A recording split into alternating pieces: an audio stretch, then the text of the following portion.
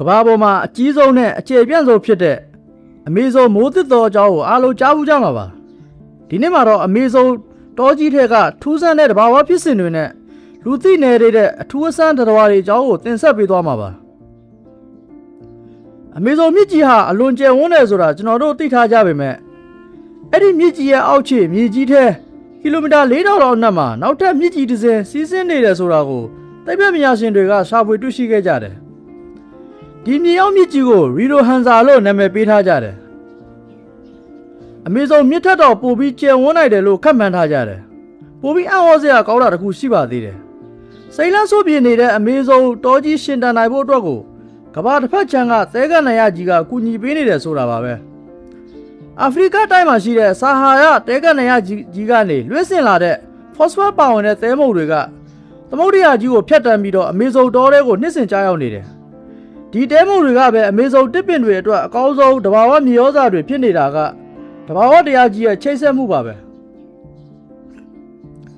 ဆက်ပြီးတော့တောနဲ့ကြီးတွေကထူးဆန်းတဲ့တရားတွေအကြောင်းကိုလေ့လာကြည့်ရအောင်ပါအမေဇုံတောထဲမှာပိုးတူလို့ခေါ်တဲ့ငှက်တစ်မျိုးရှိပါတယ်ဒီငှက်တွေဟာပတ်ဝန်းကျင်မှာရုပ်ပြက်ပြီးနေတတ်ကြတယ်နေကင်ပဲသစ်ပင်ပေါ်မှာငြိမ်ငြိမ်လေးနားနေတဲ့အခါသူတို့ရဲ့ပုံစံကသစ်ကိုက်ကြောက်တစ်ခုနဲ့တူနေတတ်တယ်အံ့ဩစရာအကောင်းဆုံးကတော့သူတို့ရဲ့အသံပါညမောင်တို့ထဲမှာသူတို့អော်လိုက်တဲ့အသံဟာလူတယောက်ညီးတွားလိုက်တဲ့အသံမျိုးနဲ့ခက်စစ်စင်တူနေတတ်တယ်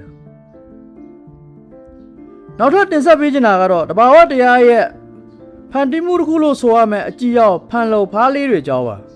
ဒီဖားလေးတွေကအရွယ်စားအဖြစ်ကြည့်မှဆိုရင်အရန်သေးငယ်တယ်ဒါပေမဲ့သူတို့ရဲ့ခန္ဓာကိုယ်တိဆောက်ဖို့ကအရန်ကိုထူးကြတယ်သူတို့ရဲ့ဗိုက်သားအရေခွန်ဟာမှန်တစ်ချက်လို့ကြည်လင်နေတယ်ဒါကြောင့်သူတို့ကိုအောက်ခြေကနေကြည့်မှဆိုရင်နှလုံးခုန်နေတာတွေဥလန်းကြောင်းတွေနဲ့သွေးကြောလေးတွေကိုအပြင်ကနေရှင်းရှင်းလင်းလင်းမြင်တွေ့နေရတယ်အမေဇုံမြစ်ကြီးတွေကရေနေတတ္တဝါတွေထဲမှာအလှပဆုံးနဲ့ဒဏ္ဍာရီအဆန်ဆုံးကတော့ပန်းရောင်လင်းပိုက်တွေပါ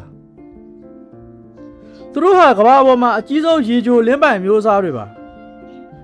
ထူးခြားတဲ့ပန်းရောင်သန်းနေတဲ့အရေပြားကိုပိုက်ဆိုင်ထားကြတယ်ဒေတာကန်တွေရဲ့ရိုးရပုံပြင်တွေထဲမှာတော့ဒီပန်းရောင်လင်းပိုက်တွေဟာ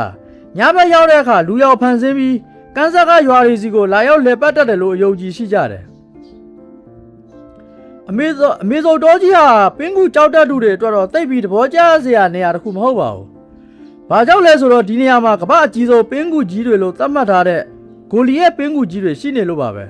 ။သူတို့ရဲ့ခြေတံရှည်ဟာပကံများတစ်ချက်စာလောက်အကျန်းပြင်းအဖြစ်12လက်မဝန်းကျင်လောက်အထိရှိနိုင်တယ်။အမေဇုံတောကြီးဟာကမ္ဘာပေါ်မှာအထူးဆန်းဆုံးနဲ့အလှပဆုံးမွေမျိုးစိတ်တွေနေထိုင်တဲ့နေရာတစ်ခုပါ။ပထမဆုံးအားလုံးပြင်းပြင်းကြမှာကတော့ရုပ်စင်တွေထဲမှာနာမည်ကြီးနေတဲ့အနာကွန်ဒါမွေကြီးတွေပါပဲလက်တွေ့တဘာဝတော်တွေကအစိမ်းရောင်အနာကွန်ဒါကြီးတွေဟာကမ္ဘာပေါ်မှာအလေးချိန်အစည်းဆုံးနဲ့အကြီးမားဆုံးမွေကြီးတွေပါသူတို့ဟာကုန်းပေါ်မှာထက်ရေထဲမှာပို့ပြီးကျွမ်းကျင်စွာသွားလာနိုင်ကြတယ်ကြီးမားတဲ့မွေကြီးတွေရှိသလိုအရန်လာတဲ့မွေလေးတွေလည်းရှိပါတယ်အဲ့ဒါကတော့ Imretrovoa လို့ခေါ်တဲ့တစ်ပင်ပေါ်မှာနေတဲ့မွေစိမ်းလေးတွေပါသူတို့ရဲ့ရောက်ဟာကြောက်စဲရောက်လို့တောက်ပြောင်နေတယ်တစ်ကိုင်းတွေပေါ်မှာတေးတေးချာခွေလေးနားနေတတ်တဲ့ပုံစံကအနုပညာလက်ရတစ်ခုလိုပဲအလှတရားအကြောင်းပြောရင်တက်တန်းရောက်ဘိုအာလို့ခေါ်တဲ့မွေလေးတွေကိုခြံထားခဲ့လို့မရပါဘူးဒီမွေလေးတွေရဲ့အရေခွန်ပေါ်ကိုနေရောက်ချီကြားရောက်လိုက်တဲ့အခါခရစ်စတယ်ဖန်မွေလေးတွေလိုတက်တန်းရောက်ရောင်စင်လေးတွေတလက်လက်တောက်ပလာတတ်တယ်သိပ္ပံပညာရှင်တွေကဒီမွေလေးတွေကိုအမေဇုံတောထဲကအသက်ဝင်နေတဲ့ကြောင်မြတ်ယတနာတစ်ပါးလို့တော့တင်စားကြတယ်ဒီတော့နဲ့ကြီးထဲမှာလူသားတွေရှာဖွေမတွေ့ရှိသေးတဲ့တရားတွေအပင်တွေနဲ့တဘာဝတရားရဲ့လှုပ်ဝက်ချက်တွေအများကြီးရှိနေသေးတယ်ဒီနေ့တင်ဆက်ပေးခဲ့တဲ့အကြောင်းအရာလေးကိုအားလုံးပဲသဘောကျနှစ်သက်လိမ့်မယ်လို့မျှော်လင့်ပါတယ်ဗီဒီယိုလေးကိုနှစ်သက်တယ်ဆိုရင် like လုပ်ပေးဖို့နဲ့နောက်ထပ်ဒီလိုစိတ်ဝင်စားစရာကောင်းတဲ့ဗီဒီယိုအသစ်တွေကိုကြည့်ရှုနိုင်ဖို့အတွက်ကျွန်တော်တို့ရဲ့ channel လေးကို subscribe လုပ်ထားပေးဖို့တောင်းဆိုချင်ပါတယ်